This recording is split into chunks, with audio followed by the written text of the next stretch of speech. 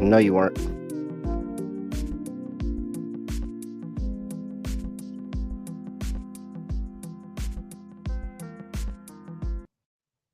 The WNBA Gambling Podcast on the Sports Gambling Podcast Network is brought to you by Underdog Fantasy. Make sure you use that sign up promo code NBA SGPN to get a 50% deposit bonus up to $1,000. We're also brought to you by Rhythm. Start crushing college football, WNBA, and NFL with Rhythm. Get your 7-day free trial by going to sportsgamblingpodcast.com/RITHMM. Yes, sir. We are back with another edition of the WNBA Gambling Podcast on the Sports Gambling Podcast Network. Know me, know the voice, know the guy. It's me, really real, villain real, Terrell Furman Jr. here at your service.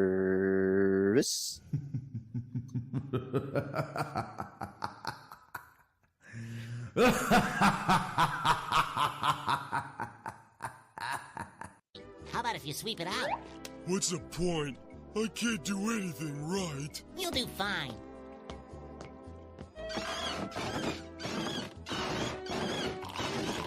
Hey, pal. You just blowing from Stupid Town? As I watch Kenneth Walker score his third touchdown of the night, as this Seahawks offense is hell-bent to cover 4.5 here, I am not hell-bent to hit a lock or dog because, man, you know what? It was a really good experience going up there and catching that playoff game for sure. But, you know, the bets could have been a lot better. They could have been a lot better. I also was sweating an under that I watched in person, and then I immediately thought of Scott, who said, "You can't bet under in live, man." How'd that go? Yeah. Was it miserable? Was it a miserable experience? So like it was so funny because it really wasn't miserable. Well, it was miserable because I knew the bet was over, but it wasn't miserable because I had already gave up hope. But when it got to 154 and I saw the time that was left, and then I was watching and I said, "Oh man, is it about to like they went a whole nother like 1 minute or in some change with no scoring for it to stay at 164." And I was like, "Oh, that sucks." So it was very funny. I think the guy next to me in the media booth had the under too, because he did. I saw him do a kind of like gesture when that bucket went in, and I internally did that same thing. So I think he was also on the under. Probably a good listener of the show. How was the media booth anyway? It was cool. It was cool. I think it's a little different. You get recognized at all? Nah. We're on our way. No. We're on our way. Yeah. It's gonna happen. Hey. At one point, we'll get recognized. But so I actually almost ran into Breanna Stewart, and quite hilarious. I was on the court watching them warm up and all of that, and so I was standing in this one spot recording.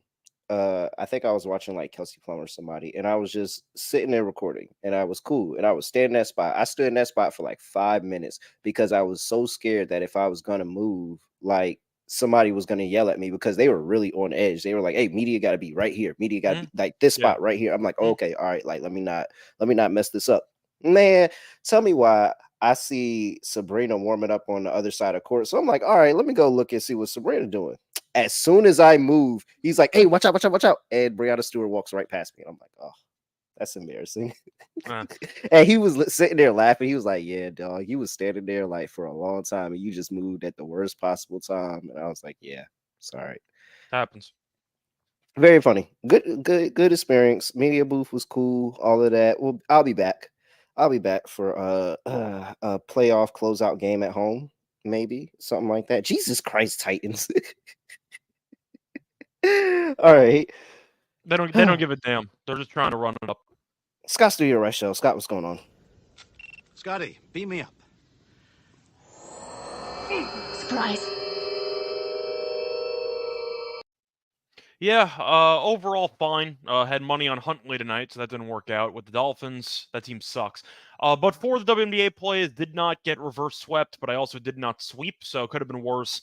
I talked myself out of the under in the Liberty game, and I took the Alana Smith under 18.5 PRA, and she finished with 18. So I picked the right hook as opposed to the wrong hook, but that worked out well for me. For the dog didn't get there. I decided to back Collier blocks. That wasn't really close, so it is what it is. Point is, though, did hit the lock, so I ended up capitalizing. It was actually kind of funny because I'm pretty sure Smith got the rebound as clock expired, but they didn't give it to her. So she ended up with 18. So I think that's exactly what happened. The ball was loose on the floor, and Smith reached for it, and the buzzer went off. So I didn't end up getting a really, really bad hook that I won. So I ended up winning. That's how that went. All right. I love it. I love it. Let's go ahead and get into, we got 2 more games on a Tuesday, a pair of game 2s. We'll get into that. But first, SGPN has the most DGen pregame shows Saturday. Me, Kobe Dent, the college experience live at 11 a.m. Eastern, where we go and we talk about, break down all the college football games, our favorite sweats. We also give out a round robin, moneyline dog round robin. And for the past 2 weeks, Scott, we have hit 2 of the 4 teams in the moneyline round robin for the moneyline dog round robin. Would you like to take a guess of either one of the 2 teams we hit? Kentucky. No, Easy. not at all. Really? No. I thought Kobe We would should have been been all on. over the So I told Kobe, let's not, because we always do it at the end of the show. So I tell Kobe, let's not do a 12 o'clock game, because if somebody is like trying, like literally the end of the show and the 12 o'clock games tip off at about the same time. So we always try to start. I just figured with Lane Kiffin laying that many, I thought Kobe would have been all over Kentucky. Oh no, we did like Kentucky though. We did like Kentucky. There was one dog that I liked personally that I did not bet in the end. Yule Monroe. You said what? Yule Monroe. No. That was one dog I liked against Troy. Sam Houston State. That was a hell of a game, 40-39. Sam Houston State being down 22-0. Yeah. And then we also what was the other one? I actually don't remember. I'm not even Oklahoma, probably. They weren't really a dog, they were like +1. Arkansas. Oh, okay. Arkansas. So no, it wasn't Arkansas. That was last week when we had the other week we had Arkansas. I'm trying to think of other dogs that actually won. I'm sure you'll figure it out. Charlotte. Oh, okay.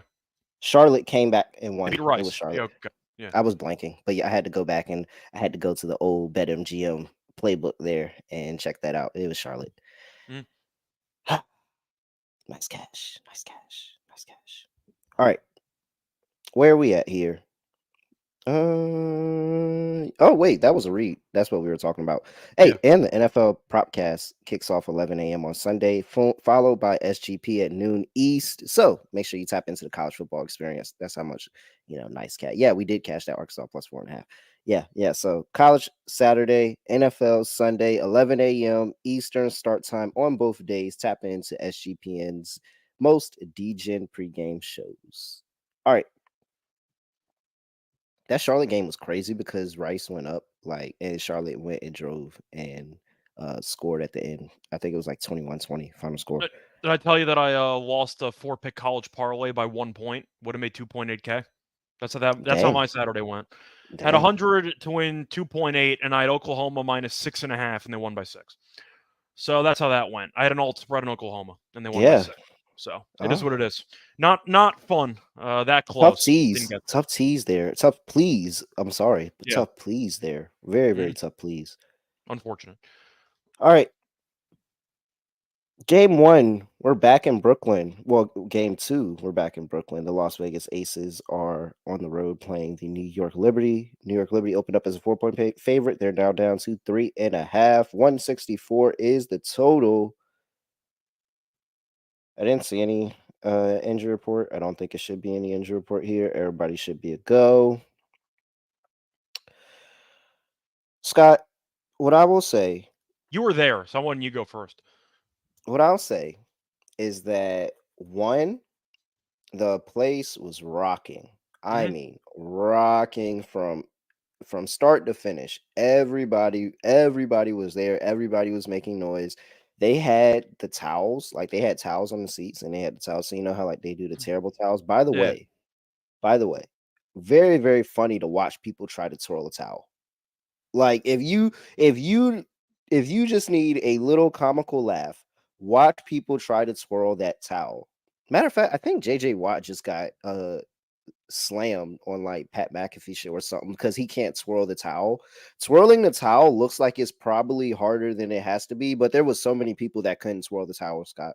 Like they need to go talk to Steelers fans. You could see who's actually a Steelers fan and a Liberty fan by how they twirled their towel. Like it's a lot of people. I don't know how I was so intimately like Well, watching different because once twirl you the towel. notice it, you realize it spreads because it's not just one Yes, person. bro, it's not one person. There's a lot of people that actually cannot do this motion at all, no matter how hard they try. Like it's really. I kind of want to go get a rag and be like, "Well, is it hard?" Like, no, it's literally like incredible the amount of people that can't swallow a towel. However, the place was rocking, and I say all that to say, Sabrina at home is like really dangerous when she gets going. And I think that should always be the concern. And Becky talked about it in the post game as well, like trying to contain Stewie, trying to contain Sabrina. But the thing that really like was jarring to me was that the length of the Liberty really gave the Aces problems. Like that's why the Chelsea Gray play didn't hit, and it's because Phoebich was guarding her, and Phoebich literally is like 6'4", like huge long wingspan. It was always like a hand in her face in the passing lane, and they would try to go at Sabrina, but like when they do the pick and roll, like it's so much length that whatever they felt like they were getting an advantage trying to switch on to Sabrina, they really didn't end up getting that advantage at all. And so they were very good doubling Asia and forcing her to be a passer. And I'll probably talk about that a little bit later, but it was a great defensive game plan. And as I was listening to Becky talk, I was like, I She don't seemed know pretty if you have stubborn, an didn't she? answer. She seemed pretty stubborn Yeah. in the post game. Yeah, and it just I'm like, I don't think you have an answer for this. I just feel like you're just gonna hope that your team hits shots. Like that's ultimately all you're doing. You're just hoping that you just have an unreal offensive explosion because I just don't know how you're gonna get a better shot than what you were getting all game. Like the Liberty and Phoebich adding her in the starting lineup on defense is just proves that Sandy Brondello might not be the worst coach in the world. Like, just might not be. That was and I'm just confused on why she didn't do it sooner. Like, why is Courtney Vandersloot playing this many minutes? If she saves Courtney Vandersloot over saving Phoebich next season for the expansion draft, it'll be the worst I gotta decision. imagine Vandersloot's done after this. You have to She save might Phoebich. retire. To be honest, she might retire.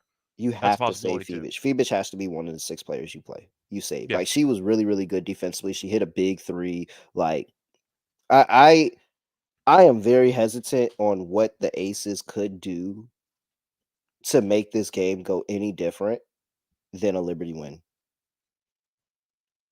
By the way, just for the sake of the expansion draft, I'm assuming they're going to keep all starting 5 and then either Thornton or Sabali, if I had to guess. That's probably what they're going to do. Yeah, that's what I think. The whole playoff starting 5. I think the whole playoff starting 5 and Sabali are probably the 6.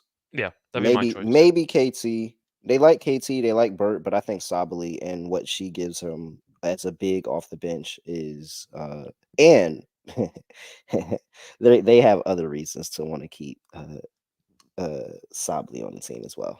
I'll just say that. Yeah, I can't see the Aces playing. I can't. They have to hit more shots, and it's crazy because Plum had a good game. Jackie was okay. Like, I mean, yeah, no, Asia I'm was on the. fine. Asia didn't have a monster game. She still had 21, which isn't like Yeah, bad. it wasn't. Yeah, it wasn't. And she started going later on. Like it was really the early part of the game that was slow for her, but she started to get it going. I don't know what more. Maybe I'm drinking the Kool-Aid because I was in the environment. It was so like electric. I don't know what more. I just can't see them getting a win in New York right now. I mean, Can't to see be them fair, getting a win in it New is York. 4-0 in favor of the Liberty if you include the regular season. So it has Mhm. been pretty lopsided in favor of the Liberty. I mean, I was hoping the Aces would make it interesting for the series. You might be right. It just seems like the post-game press conference was not what I wanted to hear from the losing head coach, which is we got to make more shots. We'll be fine. Can you try to make an adjustment? Or you're just going to keep smashing your head against the wall? Like And that's she what you're said that trying we to got do? to keep the ball. She said the ball kept sticking a lot, and we got to continue to move the ball around. And like, just that's how you beat the length. Like that's how she said that we really should have beat the length is by constantly keeping the ball moving and getting the best shot possible. I thought But the issue was like, defense. They couldn't stop anybody. yeah, I mean, they just couldn't get a stop when they needed it. Like there was a multiple times where they pushed that lead into like 8 or 9, and I was like, it was never a worry because they just could never get enough stops to bring it in close. I don't think it's a sweep, Ryan, but because I think the Aces are good for, go back home down 0-2. it could be though. It could be if Yeah. we think the Aces might be slow or just completely lazy to make adjustments in the first place. They're not going to beat the Liberty playing the way that they did in game 1 because the Liberty showed a lot of length. They got whatever they wanted offensively. They shot 50% from the floor, and they did a good job on Asia. I said before, Asia had a pretty good game, had 21.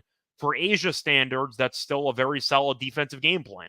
But Gray Mhm. was a complete non-factor after she was great against the Storm. Even though you let Plum and Jackie kind of do their things, it was fine because Stewie and Ionescu combined for 55. Jonquel gave you 13 and 12. It just feels like the size differential is massive because the Liberty also won the rebounding battle by 9. Yo, dominated. Like they Dominated. dominated, and Asia Yeah. led the entire Aces team with 6 rebounds. So there's no second chance points. You're not getting a lot of gray looks because of the Yeah, they length. only had 2 offensive rebounds. Yeah, they had 2 offensive rebounds in the entire game. Like it just feels like a lot of the Aces, I'd say, backup plan over the season was we're going to crash the glass. Asia's going to do her thing, give us a nice 28 and like 14. That's not going to Mhm. happen in the series. I just don't see her having that many rebounds. So you're kind of limited offensively when you're not getting many second chance points. And the Liberty, on the other hand, ended up getting, by comparison, only 3 offensive rebounds. So there really wasn't that big of a battle on the offensive boards. But winning the rebounding battle and shooting better from the floor is going to be almost impossible to beat. And that's what we saw in game 1. So Stewie, though, was the best player on the court in game 1. I know Asia's better Yeah. in general, but Yeah. Stewie was the best player on the court for one game by a wide margin.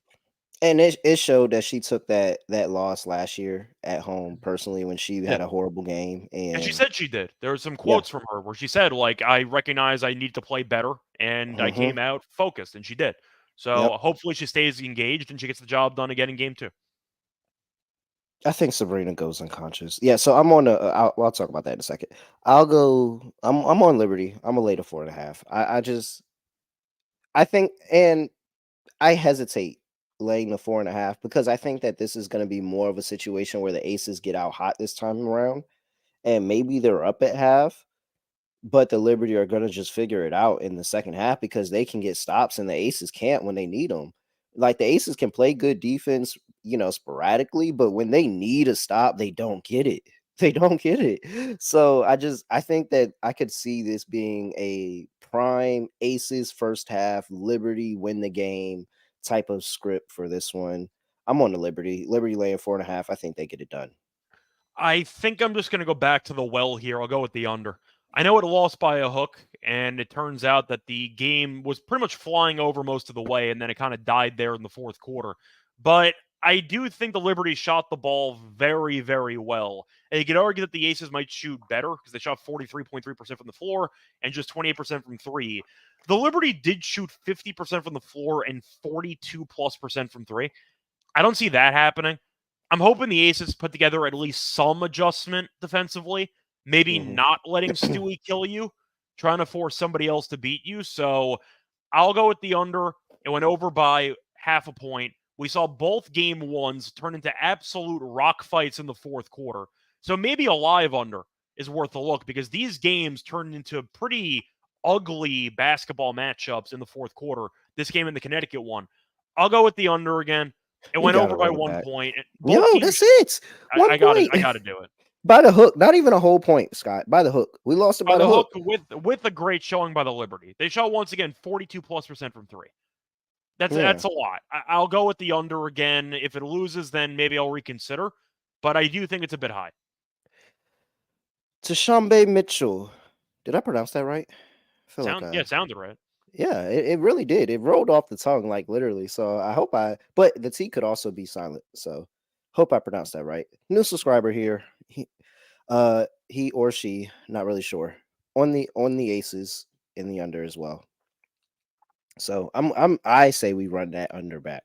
I Well, say he's we he's are. agreeing with me though. A lot of these fourth quarters were absolute rock fights. I mean, watching that Connecticut game, those teams killed each other in the entire fourth quarter. So yeah, I see once again maybe a live under. This might be the move, by the way. You might want to look for like a high-scoring first half and just live bet the under because these games die in the fourth quarter. That's what I've seen so far. Tashambi. Yes. Pretty close. I might have said Bay. Might have. I'm But assuming you agree with that, though? Just the amount of pacing yeah. that dies in the fourth quarter. No, and then I think this game is going to be more competitive. I'm not going to lie. If the Aces had a lead going into the fourth quarter in this game, I would not be surprised. But I just think that's a prime spot where the Liberty are just going to play really, really good defense, hold them to a low total, and then end up squeaking out a win. So, like, yeah, I'm with you. I think I like Ryan too. Ryan's like a live under is a good play. Stolitz asking about the three-peat. It's not looking good right now, but I'm not gonna lie, yo. When I was watching that game, I'm like, yo, this series is cooked. I can't see them. I can't see them winning in New York. I'm not gonna fully abandon the Aces because I did pick the Liberty to win game one. I called game one a must-win game for the Liberty based on what happened last year. They came out the urgency they needed, so we'll see if they can replicate that. Literally, game two will be the deciding factor. That's the game where the Aces should punch them in the mouth early. If not, they got problems. So my personal lean on the Aces would be the first half. Yeah. I think the Aces maybe first quarter, first half. They need to get out to a good start. If they fall behind early again, they might get swept. Like, this could be a mental thing, because if you lose this game, you're down 5-0. Like, you haven't beaten this team at all this season, and you're currently down 4-0 right now. You need to show some urgency. You got killed in the first quarter in game one. You rallied in the second quarter, then got killed again. Point is, though, I think the Aces looked sharper early. I don't mind Aces first quarter if you're picking them to have a shot to win this game, because they need to start off faster than they did in game one. That should be the main, I'd say, focal point, is just getting out to a much better start, because they came out flat, and the Liberty completely hit them in the mouth for the first, 7 minutes of this game? They killed them in the first 7 minutes. Yeah. 28-point first quarter. Can't get. I don't mind Aces first quarter to expect them to keep it close. Whatever happens in the second half happens. We've seen the Liberty struggle in game two against the Dream. They were down at the half. Maybe they sleepwalk a bit. I don't mind the Aces first quarter, first half, maybe. Yeah. I like that. I think that's the play. All right. We'll talk about props in just a second. Underdog Pick'em has one of the biggest menus of all sports. WNBA, NFL, college football, MLB, MMA, NASCAR, all of that. You can use specials and boosts. Kramer out here is just bragging about how he got another 10% boost up to $1,000. Make sure you go out there and you check your accounts. And hey, if you sign up with promo code NBA SGPN, you can get a special pick and a first-time deposit offer up to $1,000 in bonus cash. UnderdogFantasy.com, promo code NBA SGPN. All right. For the props, Scott, I'm buying into Sabrina Ionescu in New York in the playoffs is a really good thing. You're going with threes again? Because there was 2.5 in game one, and she had 3. Yeah, I would. I think that you should ladder it this time. Okay. I think that it was rather underwhelming in the start for Sabrina. And I think she just goes unconscious the whole game. And granted, she's got Jackie on her, and Jackie is primarily on her. But they just continue to find ways to scheme her open and get her good looks. And I'm just going to keep trusting her in New York to make big, big shots for them. 2.5 threes. They haven't been reluctant in the past to move her up to 3.5. I'm questioning why they're reluctant to move her to 3.5 now, because she's just absolutely unconscious. So I like over 2.5 threes. I do like her points as well. 17.5. She had 21, I believe, in the last one. I expect her to get into the 20s again. Really good game. Running back Sabrina Ionescu. I think that's a really good play. Yeah. No, I see a Phoebich. I see a Phoebich 8.5 out there, Mal. I'm sorry, Scott. I see a Phoebich 8.5 points out there. Let me look around, see what book it's on. Go ahead, Scott. Yeah, I was gonna say that there were a couple of plays. I actually did a Twitter video for Underdog. I did an Underdog entry that came out a couple hours ago. So I'll just repeat those. I like John Quell under 1.5 threes.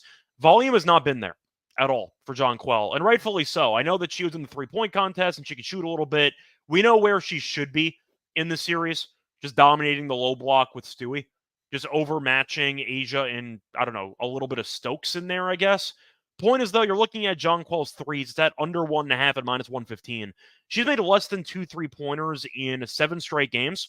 And to go through the actual numbers here on attempts, she's only attempting like 2 3-pointers or less recently. She has attempted less than 3 3-pointers in 3 of the last 4 games. So the volume hasn't been there. She's had less than 2 threes in 11 of 13 against the Aces. She's attempted less than 3 3-pointers in 4 of her last 5 against the Aces. Volume's just not there. Give me the under on Jonquel threes of 1.5. My other play is going to be Plum. I'll go with Plum over on her points and assists, which I believe was, I want to say it was at like 20.5, but I have to find the exact number because Plum was actually really good in game 1, and she has been good against the Liberty in the past. Just trying to find the exact number. I think it bumped up to 21.5, which is unfortunate. I'm curious if I actually moved that line or not. But the last 2 games, she has had at least 28. So she has been good at 24 points in the first game, has gone over in 6 of the last 8 against the Liberty. I think Plum can have a solid game. I think my favorite play, though, is the Jonquel threes under. The volume's just not there. I got to go with the under. If she's going to be attempting 3 3-pointers or less, and I can get her to miss most of them, in other words, she has to basically go 2 for 3 from 3 for me to lose, I'll just play the math game. Give me the under on Jonquel threes.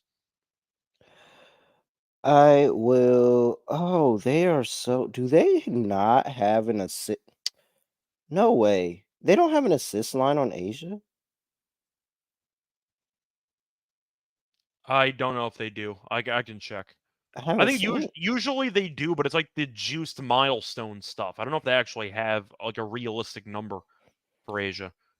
Despite the Liberty are just going to continue to throw doubles at her, and she's going to continue to have to make plays and pass out of them, and she's going to need her teammates to hit shots. So, uh, I like that. In turn, it probably makes me like points, rebounds, and assist line and a bounce back game for her.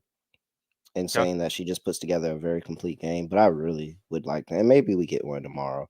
But I would really, really, really, really like the over an assist prop on Asia Wilson because she doesn't normally get a lot of assists. But I think this is a really, really good opportunity where the defense is just begging her to pass the ball and her teammates to make shots. It's the right strategy. I mean, that's why Gray's assist didn't work out that well because every time she passed it to Asia, they just trapped Asia and she couldn't get an assist out of it. So it was just a good game plan for the Liberty, and the Aces had no response. But they should be trying to stop Asia. I mean, she's the best player in the league. You might as well try to force somebody else to beat you. So I would just keep doing what works. All right. Let's see. I don't know how you can't like. I I don't think know I how you got can't everything. run. Yeah, I don't know how you. Well, I say Stewie and Jonquel. Okay. I mean, Jonquel can get behind the rebounds again because she was just dominant on the board. And there were once again only 5 She gets offensive to the line rebounds. though. There were She gets only to the line a 5 lot. offensive rebounds combined with these teams, and Jonquel still had 12 rebounds. Yeah. The rebounds are probably in a good spot. She should be good for a couple offensive that were not really there in the first game. She had 2. She had 2 of the 3 offensive rebounds for this team. She can give you 5 in a game, but that's possible. So I don't mind Jonquel rebounds. I think this time I went with Jonquel last time. I'm gonna go back to Stewie here. All right. I Stewie tried does Stewie the. last game. It didn't work out. So I think this is the better. This is the one. More of a more under game here. Stewie gets her fair share of rebounds as they try to fend off the Aces, who are surely going to try to rebound this time around. All right. That is it for that. Before we get to the second game on the slate, gotta talk to you about Rhythm, the #1 AI powered sports betting platform. And hey, make sure you go ahead, tap into their models in WNBA, NFL, and college football. They have a whole bunch of bets going every single week, every single day. So make sure you go check out what Rhythm AI has powered for you. Claim your 7-day free trial by going to sportsgamblingpodcast.com/rhythm and sportsgamblingpodcast.com/RITHMM. We're also brought to you by BetUS. Yes, make sure you go and tap in with BetUS. They've been around for more than 30 plus years, and US players are welcome, but they have a whole bunch of international markets as well. And hey, you can go over there. You can get down on the New York Liberty in that game as well. And you can do it at BetUS and use their sign up code, Sports Gambling Podcast Network, SGPN. Make sure you use that promo code SGPN at sportsgamblingpodcastnetwork.com/BetUS. And they're going to give you 3 deposits, your first 3 deposits, up to 125% bonus on your deposits. 125% bonus. First 3 deposits. Make sure you go to sportsgamblingpodcast.com/BetUS. Promo code SGPN. Game 2. Connecticut Sun up 1-0 on the road, going to play the Minnesota Lynx. Lynx are laying 4.5 here. Oh, it's jumping up to 5 in some spots. Scott, 151.5 is the total. We called it. We said the Connecticut Sun are going to win game 1. And what a game. Yeah, an amazing game. Complete choke job, but still a hell of a game. We said they can 100% win this game. 100%. And still lose the series. Now, did anything in that first game tempt you off of the plan? Because we have the plan. Like, it's not as clear in the Aces and the Liberty series, even though it might have just gotten a lot clearer. But we had the plan. Connecticut game 1, Minnesota bounces back game 2. Are you differing at all? The way that I'll phrase it is that I'm not wavering from our initial plan because I thought it was going to go 5 games anyway, but I was definitely wavering on who I was picking to win the series a lot more than I was about a week ago.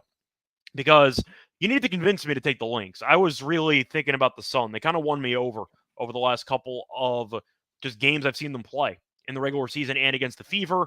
I know the Fever can't guard anybody, but the Fever seem to I don't want to say not really the Fever. Never mind. I'll say the Sun have started to kind of gel the way that I was hoping they would with Mabry and company. And Mabry was great in game 1.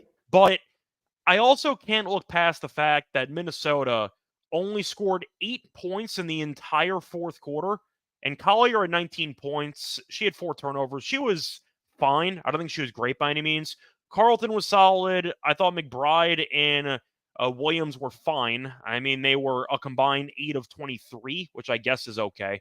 But I just thought Minnesota had the game and just kind of fell apart down the stretch. And they're inexperienced a bit with their playoffs because we have these many people on the roster who maybe have made the playoffs for a round or two, but not really making deep title runs where the Sun have been in the finals before. A lot of people on their roster are still there. So I do think that there's an experience edge for Connecticut, but I do think that the Lynx had game 1 under control, and they just couldn't score in the fourth quarter. So I'm hoping that the Lynx make the adjustments in a must-win game. Think it'll be close. Think I am going to lean to the Lynx, though, just because I do think in this environment, they had game 1, and they let it slip through the fingertips.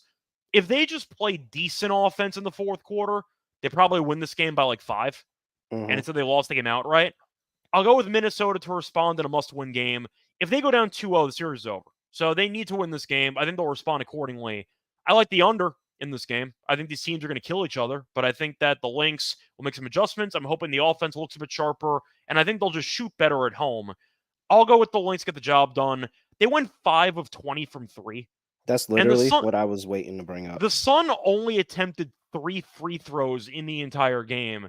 And I can't even complain about the officiating. I just thought the Sun were trying to avoid contact the entire night.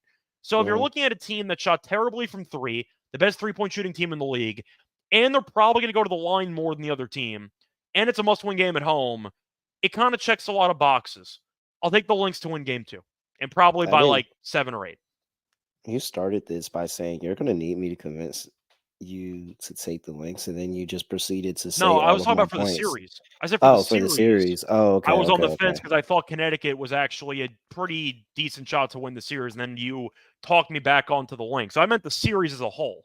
For game 1, I like the Sun. For game 2, so we're good here, Lynx. but we're still good here. Okay, all right, cool. Because 5 for 20 was crazy, and that was one of the first things I had. 5 for 20 from the 3-point line, and then Mabry. I don't think Mabry's going to stay that hot. Mabry she gives you that one good game against Minnesota. There we go. We got in game 1. I think it's going to fall back down. They're going to play really good defense, and they understand if they take her away, now you open the door and you force somebody else. You force Dejanay Carrington to continue to produce at 6 for 12, 50% from the field. You're forcing Dewana Bonner to try to wake up, and she was 4 for 17. Like, like you're forcing a whole bunch of everybody else. And those are the question marks that we would have when we were talking about this Sun offense before Mabry got here, because they would just be so inconsistent.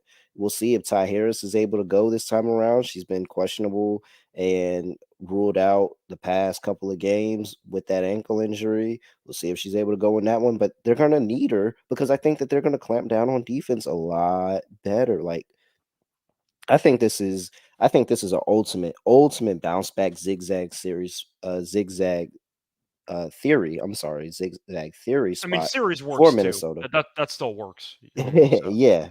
So yeah, I think that we're gonna get a lot better shooting day. Nafisa Collier is gonna shoot the ball a little bit better. I think Kane McBride will give us some threes. Courtney Williams, Alana Smith for sure. I think that can give us a couple of threes. Like, I think that was really the fact that McBride 1 for 5, Alana Smith 0 for 4, Fee, who been working on her 3-point shot so much better, 0 for 2. Like, that's not good. That's not good. That's what's that? 1 for 11 right there. So absolutely not. I think they shoot a lot better from three. We've seen how the ball can move and how they can attack really good defenses by just continuous ball movement and wait until they get the best possible shot. I think they do that again. And so I'm with Minnesota here. I feel pretty good about this. I think Minnesota is really, really primed for a good bounce back spot. All right. I'm assuming you're on the under too because this game completely died in the fourth quarter last time out.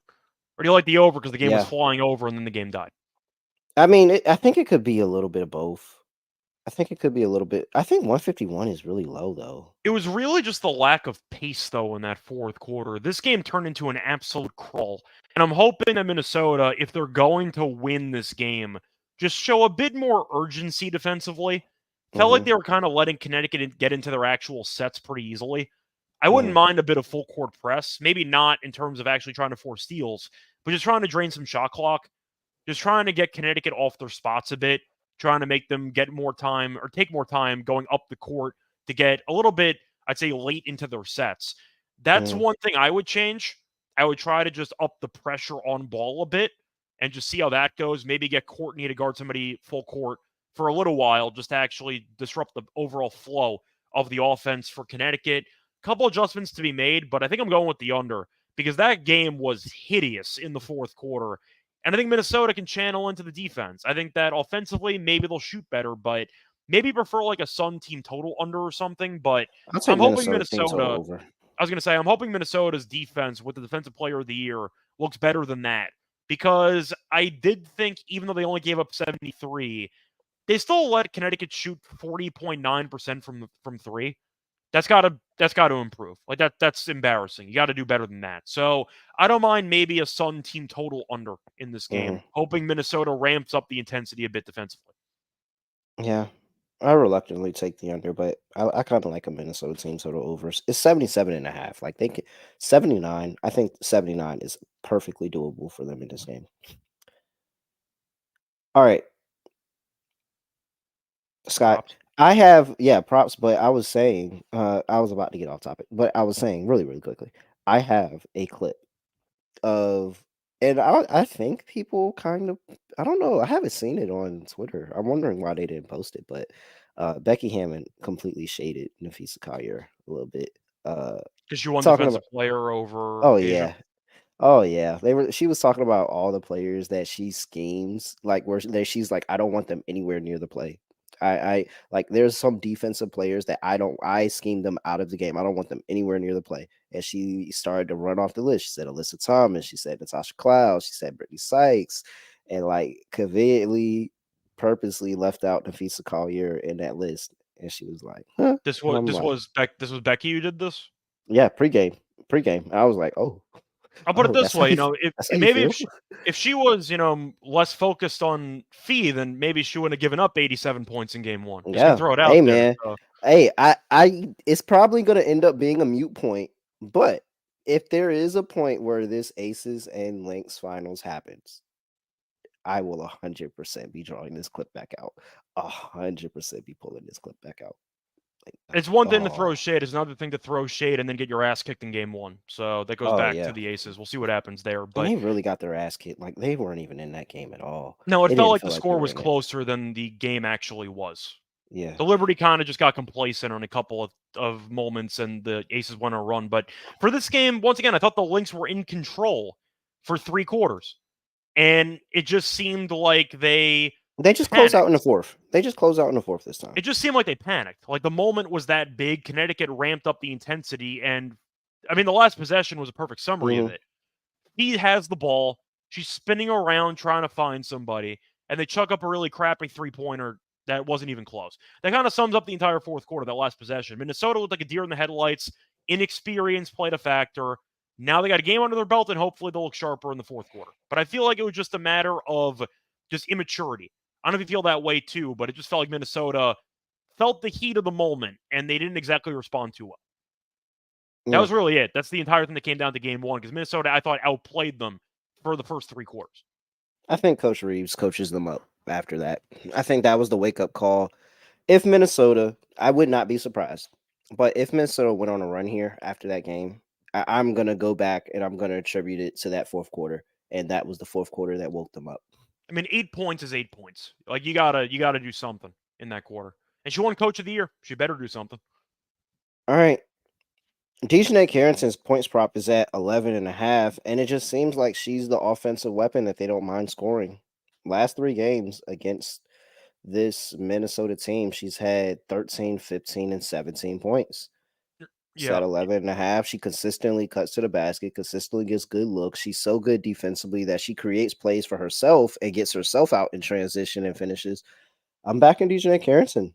Been over in 4 of her last 5 games.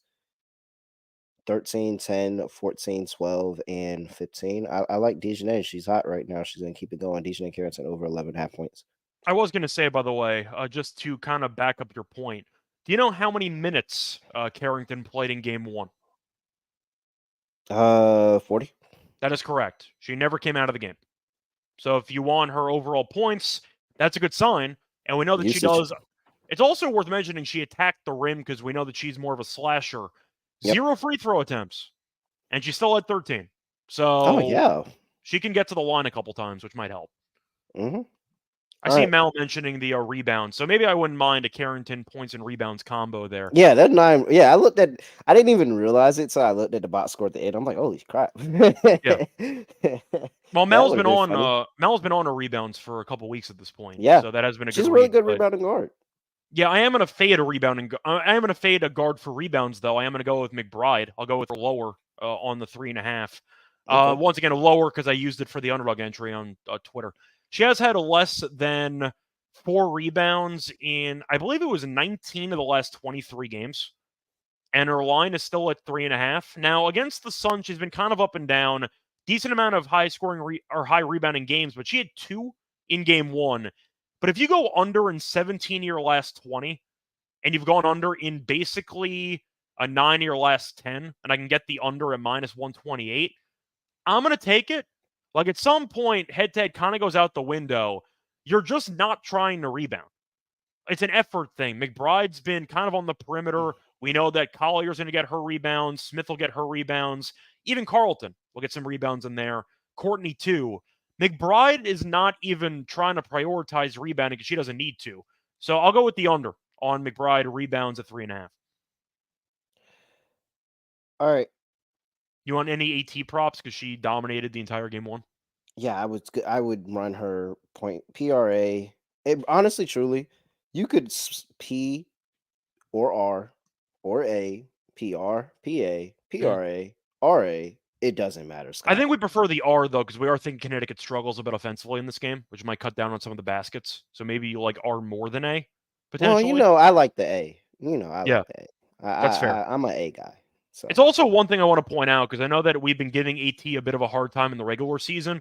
This is why. It's because she can score 15 points per game, but she just doesn't want to for like 5 months. I mean, she has 2 torn labrums. No. I get it. I get it. My point is that when you wonder like why we keep picking AT to win MVP.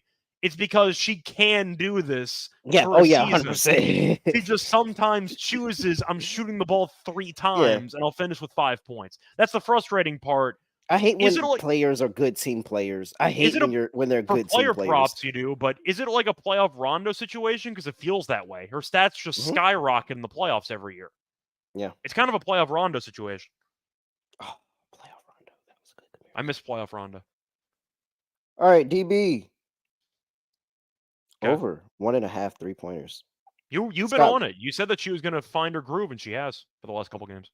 Yeah, she killed me this past game. That was my dog, and she shot 4 for 17. I like the bounce back game, so I do like the point still, and her bouncing back. But The listen bright to side, these that's a lot of volume. It's a lot of volume to run it back, though. 17 shots, 17 shots. Yep. And regardless, like, come on, you're gonna go 4 for 17 again? Like, come Mhm. on, I'm gonna run it back. Plus, over 1.5 threes, Scott, is plus 110. She's been over this in 1, 2, 3, 4, 5, 6, 7, 8, 9 of the last 11 games against the Minnesota Lynx. Now, I will admit, Scott, she had exactly 2 in 1, 2, 3, 7 of those 9. Still counts. A win is a win. Win's A a win. win is a win. Hey, a win is a win. DB, I think she's going to continue to get it done. That volume, the volume of her just taking shots, I can't. And I think that she's going to need to take more shots because I think Marina Mabry is actually going back to shit this game.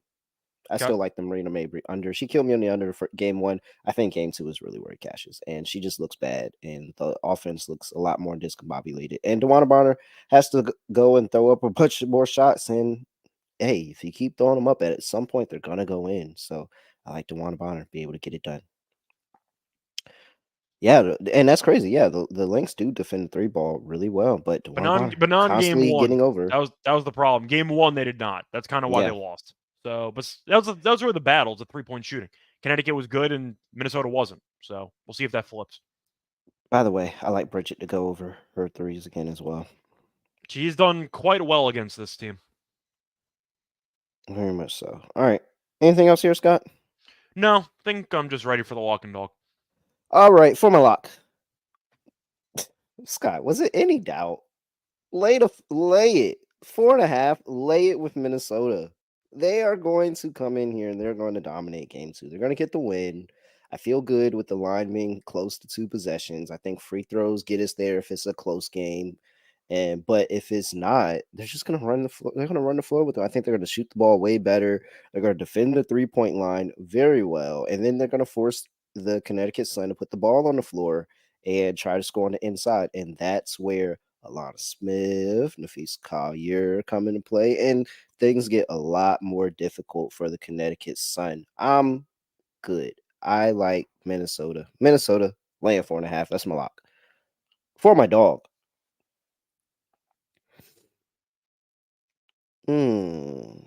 Which way do I want to go with this?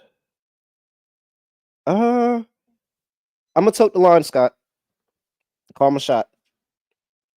I do think the Aces bounce back in game 2 for a half. I just don't think that is consistent. And I think once Sandy gets into that halftime and gets adjustments going on, and the Aces come back down to earth, like I really think they might actually hit a few big shots, kind of pull that lead out a little bit. It looks like Aces basketball are back, and everybody's thinking, "Oh yeah, this is going to be a great series." And then the Liberty go and handle things in the second half. But I'm going to trust the Aces for the first half, and it just barely meets the threshold, so I'm going to take it. Give me the Aces first half plus 140. All right. That really is barely reaching the threshold. I mean, right there on the line, sir. Still counts. All right. So for mine, I am going to go player props again, but I am going to go with a parlay for my dog. For the lock, I'm going to go with McBride under the 3.5 rebounds here. Feel like I have to. It's minus 128 on FanDuel. Once again, if you've gone under in basically 19 of your last 23 games, I got to pull up the exact numbers on that. But the point is, if you've gone under basically for 2 months straight, I have to take it. She's gone under 4 rebounds in 19 of her last 22 games. I have to take this at minus 128. The price is too good. She didn't do anything rebounding-wise in game 1, and game 1 was a rock fight. But McBride had a total of 2 rebounds. We know that Collier and Smith combined for 17 boards. Even Hines Allen off the bench played 11 minutes. She had 6 rebounds. She's probably the worst rebounder on the entire team besides Heidemann in the entire rotation. I just don't see many opportunities for her to get to 4. I think she can get to 2 or 3, but we saw her get to 2 in the first game. She had 2 and 3 in the 2 games against the Mercury, and the Mercury can't rebound. So I'll go back to it. Give McBride under 3.5 rebounds for my lock at -128. For my dog, I am going to go back to John Quell. I am going to go John Quell under 1.5 threes, but I'm going to parlay that with the Liberty money line, and that pays out at +175. All right. I like Little it. reverse correlation there. John Quell under 3s with Liberty money line, +175. No, I like it. I like it. That nice price too. All right. For the parlay, let's keep it simple, guys. We don't have to overthink this. Where's that Aces first half Liberty money line? How much is that? And it's going to depend on book, because you might want to try Bet365, because FanDuel's going to kill you in that market. Okay. All right. And wow, how did you read my mind into which book I opened first? By the way, just for reference, FanDuel has halftime, full-time at 5-1, which is actually not bad for the Aces Liberty. It's actually very good for a low spread. For a spread of 3.5, +500 is actually pretty solid. I can get +550 over at Bet365. Okay. We're gonna take it. We're just gonna make that the parlay. I think that's a pretty good game. I think I have the script here. Liberty go up 2-0. Aces make this a game in game 3, 2-1, and then we'll see what happens game 4. I haven't decided there. All right. I see a question from Cayetano, but that's going to segue us into the underdog lineup, because he's wondering if we're interested in the Asia bounce back for points. And I will tell you, we are not going to include Asia in our underdog entry, because the Liberty have been really, really good at defending her for the last couple of years. For reference, she's gone a lower on 23.5 points in 9 of her last 12 games against the Liberty. This team just defends her very, very well. I am going to pass on that. I think that this team is purposefully going to cause anybody else to beat them besides Asia, which is the right play, to be clear. It's why you wanted the assists for Asia. I can't back points. The Liberty's defensive identity for this series is, and why they're 4-0 against this team, they will stop Asia and dare other people to beat them. So I can't take the points. I can't do it. I'm assuming we agree on that? Yeah, I can't do it. But I'm not going to fade her. For me. It's just a no. Yeah. It's a no bet here. It's a no bet. All right. Let's figure out an underdog lineup. I already used a couple in my own for the Twitter video. So I don't know if you want to recycle those. You want to just do a bunch of other ones from scratch. Let's go with. Wow, I know you want to Mabry lower because you think she's gonna have an off game. Yeah, honestly, let's run that back. It's at 16.5 now. It was at 15 last game. I mean, you can go PRA at 23.5 if you want that instead. Oh yeah, no, let's do that. Wait, no, I don't have that. Oh, you don't? Okay. No, I don't. Sorry. That's fine. All right, lower 16.5. I agree. We were just a game off. They're a very good 3-point defense. They just no-showed a game defensively. It happens. Yeah, it happens. All right. So we can go with that. We can also go with Sabrina threes. Okay. No, wait. Let's just go with the points because it's 0.86. We're giving up too much juice. All right, that's fine. But I think the point says 17. First of all, it was at 17.5 last game. She got 21. Why is this not going up higher? They're slow. They're not quick to the line, and it's cool. We'll take it from them.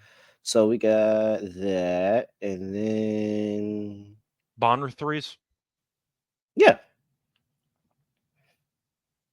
let's do that.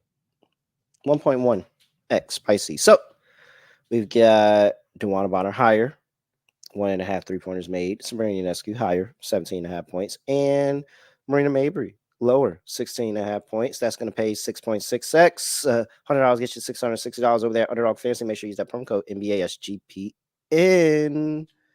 All right, Scott. Anything else to repeat before we get up out of here? Not really. I was going to be on the show with Sean and Ryan tonight to cover Thursday Night Football, but that got rescheduled. So we're going to do that tomorrow at around 3 Eastern. So if you want my thoughts on the Thursday night game between the Falcons and the Buccaneers, you can find me on the main show, Mothership Show. Besides that, I'll be doing tennis. A couple episodes coming out tomorrow as well. NBA, Munaf and I did the second division preview, did the Southwest Division today. Gonna have a couple more, and we still have the awards stuff, so a lot of NBA content for the next week coming out. Dang, and no baseball. invite? Well, I figured that we were going to break it up. Don't get mad at me. Munaf's the schedule guy. You should yell at Dang, Munaf. I'm just saying. I didn't get mad. Whoa, Just Scott. saying. All I Just said was saying. no invite. Whoa, Scott. All Just I saying, said I'm not the was schedule no guy. invite. I'm sensing a lot of Whoa. passive aggression here. That's No, not directed you towards me. are the one that was just I'm messing with you, man. I'm messing Scott with you. is so funny. He just flipped that on me. That's crazy. 100%. Hey, give him a follow, I guess. It's at Reichel Radio. I'm at really real __. Make sure you follow us on YouTube at NBA Gambling Podcast. Like, comment, subscribe. By the way, just before we officially wrap up, do want to remind people that there is a gap between Game 2 and Game 3. So Game 3 will be on Friday. So I'm assuming we'll be back on Thursday night? Yeah. Okay. That's the plan. Love it. All right. Scott just flipped. Get mad at on me Munaf. like Don't get that. mad at me. What do you want from me? Yo, I didn't even say. All right. I have nothing else to say. I really have nothing else to say. Nothing else to do. No other way of ending the podcast. Just going to like this. We are out of here.